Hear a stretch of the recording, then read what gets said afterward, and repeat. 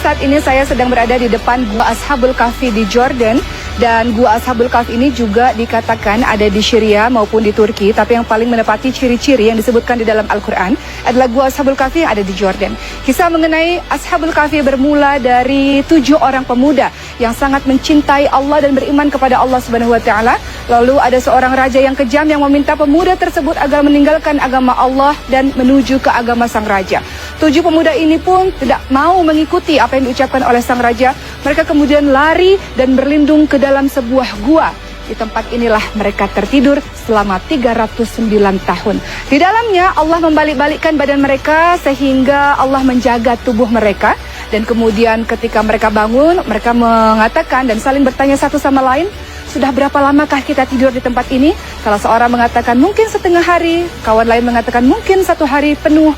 Lalu mereka pun mengatakan, marilah kita mencari makanan.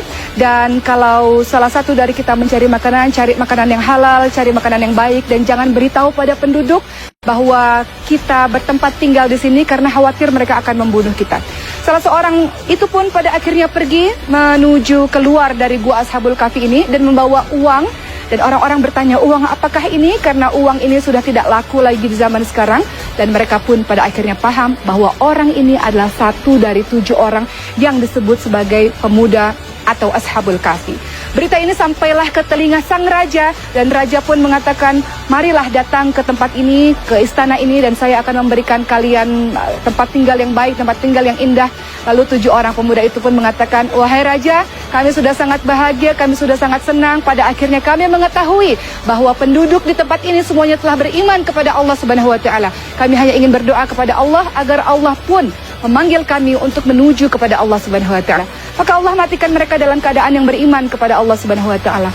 Pembelajaran dari Ashabul Kahfi sangat luar biasa teman-teman sekalian, membuat kita memahami bahwa apapun yang terjadi, ujian-ujian yang Allah berikan adalah Allah hanya ingin pembuktian dari kita, betul tidak kita beriman pada Allah Subhanahu wa Ta'ala atau hanya berdusta saja. Dan di belakang saya dibangunlah sebuah masjid pada pemerintahan Jordan di tahun 2006 untuk setiap orang mengambil pembelajaran dari kisah Ashabul Kahfi atau 7 pemuda yang tertidur selama 309 tahun di dalam ini.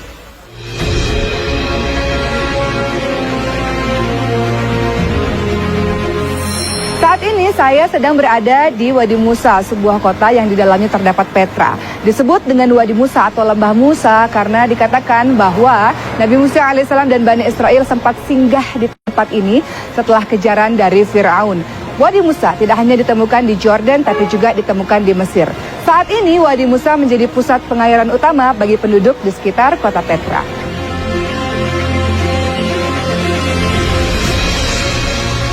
Sahabat semua, inilah batu yang dipercayai, batu di mana Nabi Musa memukulkan tongkatnya, dan di bawah batu ini terdapat mata air yang sekarang sangat berfungsi bagi penduduk sekitar. Dan pemerintah Jordan pada akhirnya membangun bangunan ini untuk melindungi batu ini.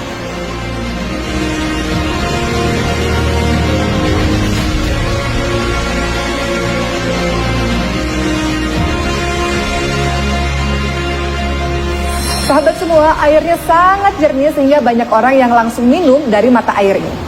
Saya akan coba meminumnya.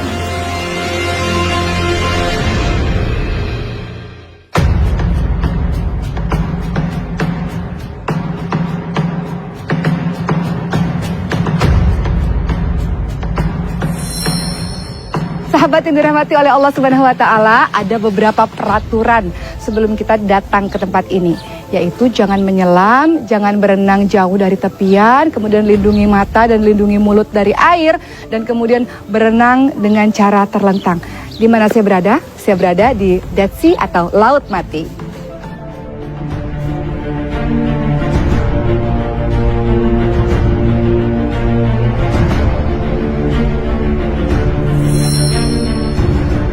Laut Mati terletak di perbatasan Jordan dan sebelah barat Palestina.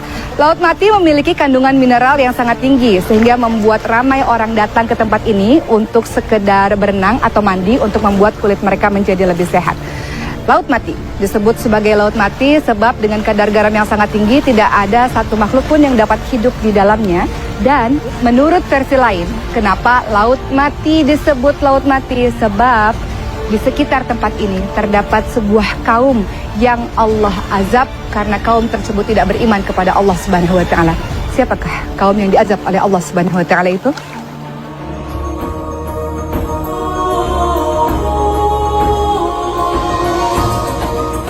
Nabi Lut alaihissalam adalah anak saudara dari Nabi Ibrahim alaihissalam.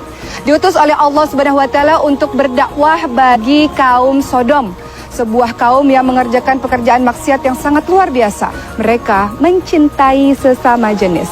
Nabi Lut alaihissalam telah berulang kali berdakwah kepada mereka, meminta mereka menghentikan perbuatan tersebut. Namun kaum Sodom sama sekali tidak mendengarnya. Kaum Sodom justru mengatakan kepada Nabi Lut alaihissalam, berikan saja azab Tuhanmu kepada kami. Maka Nabi Lut alaihissalam pun berdoa kepada Allah Subhanahu wa taala agar menurunkan azab bagi penduduk Sodom. Suatu ketika datanglah 3 orang laki-laki yang berwajah rupawan ke rumah Nabi Lut alaihissalam. Maka Nabi Lut alaihissalam meminta kepada istri dan kedua anaknya untuk merahasiakan kedatangan dari tamu-tamu tersebut. Namun istri dari Nabi Lut alaihissalam adalah seorang istri yang berkhianat. Ia menceritakan kepada seluruh penduduk Sodom bahwa ada tamu yang berwajah rupawan di rumah suaminya, di rumah Nabi Lut alaihissalam. Maka ketika Nabi Lut alaihissalam sedang bercakap-cakap dengan ketiga tamunya, mulailah ramai orang datang dan mengetuk-ngetuk pintu dengan sangat keras. Maka Nabi Lut alaihissalam pun mengatakan kepada tamunya, aku adalah orang yang tidak kuat, aku tidak memiliki keluarga untuk melindungi kalian. Dan tamu-tamu ini pun kemudian mengatakan, ketahuilah bahwa Lut, kami adalah utusan Allah yang dikirim oleh Allah untuk memberikan azab kepada kaum Sodom. Bagaimana cara Allah mengazab kaum Sodom tersebut? Allah kemudian memberikan gempa bumi yang sangat dahsyat. Orang-orang mulai berteriak dan mulai menyadari bahwa Nabi Lut alaihissalam adalah Nabi Allah Subhanahu wa taala, bahwa Nabi Lut alaihissalam semua perkataannya adalah benar, namun semua telah terlambat. Allah kemudian membalikkan keadaan kota tersebut sehingga semuanya menjadi hancur, dan Allah kirimkan batu-batu panas, batu-batu yang terbakar, maka tak tersisa kaum Sodom tersebut. Orang-orang ramai mempercayai bahwa kaum Sodom terletak di tempat ini, bahwa tempat ini menurut kepercayaan sebagian orang adalah tempat di mana Allah Subhanahu wa taala mengazab mereka. Apapun dosa yang kita lakukan, termasuk sebagian teman-teman yang mengikuti perbuatan dari kaum Sodom, semoga ketika Allah masih memberikan nafas adalah jalan terbaik kita untuk kembali kepada Allah Subhanahu wa taala. Sebagaimana dalam salat kita katakan, ihdinas siratal mustaqim, ya Allah tunjukilah kami jalan yang lurus. Semoga semuanya kembali kepada jalan Allah Subhanahu wa taala.